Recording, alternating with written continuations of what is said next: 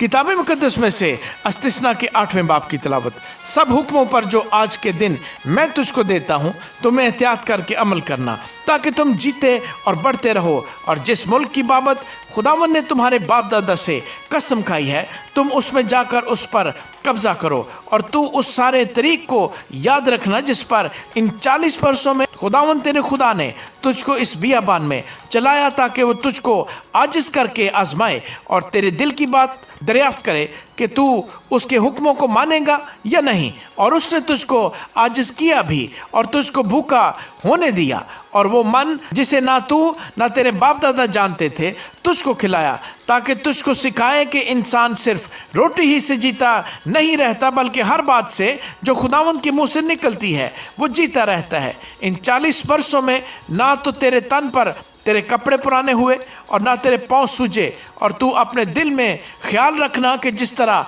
आदमी अपने बेटे को तंबीह करता है, वैसे ही खुदावंद तेरा खुदा तुझको तंबीह करता है।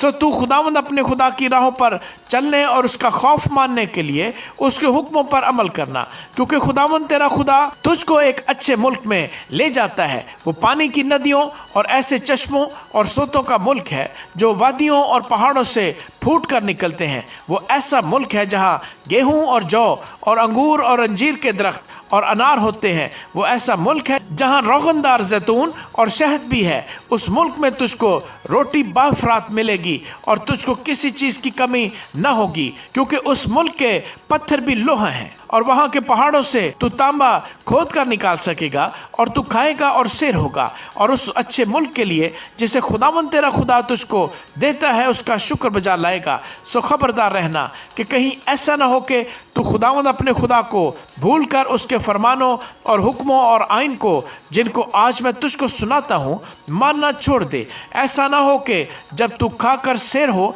और खुशनुमा घर बनाकर उनमें रहने लगे और तेरे गाय बैल के गल्ले और भेड़ बकरियां बढ़ जाएं और तेरे पास चांदी और सोना और माल बकसरत हो जाए, तो तेरे दिल में गरूर समाए और तू खुदावंद अपने खुदा को भूल जाए जो तुझको मुल्क मिस्र यानी गुलामी के घर से निकाल लाया है। और ऐसे वसी और हौलनाक बियाबान में तेरा राहबर हुआ जहाँ जलाने वाले सांप और बिच्छू थे और जहाँ की ज़मीन बगैर पानी के सूखी पड़ी थी। वहाँ उसने तेरे लिए चकमक की चट्टान से पानी निकाला और तुझको बियाबान में वो मन खिलाए जिसे तेरे बाप दादा जानते भी न थे, ताकि तुझको आजिज करे और तेरी आजमाइश करके आखिर में तेरा भला करे। और ऐसा ना हो कि तू अपने दिल में कहने लगे कि मेरी ही ताकत और हाथ के ज़ोर से मुझको ये दौलत नसीब हुई है, बल्कि तू खुदावंद अपने खुदा को याद रखना, क्योंकि वही तुझको दौलत हासिल करने की कुव्वत इसलिए देता है कि अपने उस अहद को जिसकी कसम उसने तेरे बाप दादा से खाई थी